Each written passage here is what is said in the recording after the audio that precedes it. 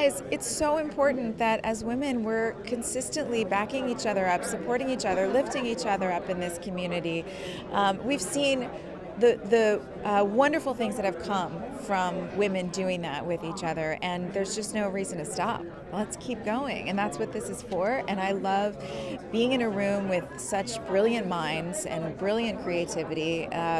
There's a lot of interesting things that happen in this room when the cameras are off, just the conversations that are happening at the tables. It's a really cool place to be. So if you ever get a chance to come, you should come to the Gracies. I think that's happening a lot more. I think everybody can see that. And I think something like Mayor of Easttown is actually a great example, because you get to see a character who is so traditionally male in any other decade.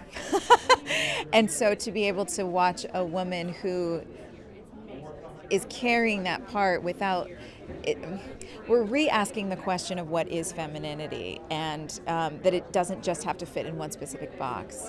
And I love that, and I think Kate Winslet did a great job on that part. I've been watching Yellow Jackets, another great, that's more of a guilty pleasure show, but it's the same kind of thing where we're watching young women go through what they're going through and dealing with very real life issues, and it's just as compelling as watching men do it. So I love it. My grandma, Marge, and my grandma Doris, but I spent more time in my life with Marge because she was alive longer. She was a woman who had 4 kids. 2 of her boys went off to the Navy.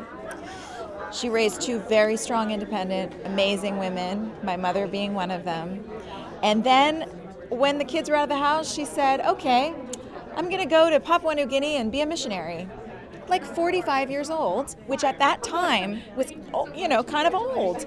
And she had this fiery red hair, and they think they called her like the Flame or something, because she just showed up in these villages and loved. She had a deep faith and loved sharing her faith with people, and she was such a strong, fiery woman. And every time I would talk with her, I was always so inspired to be more, to step outside of my comfort zone.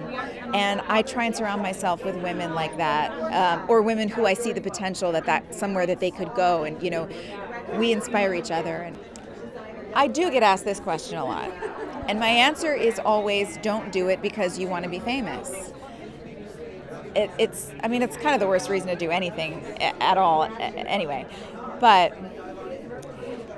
do whatever it is that you're called to do in media, because you just can't see the world without whatever it is that you have to offer.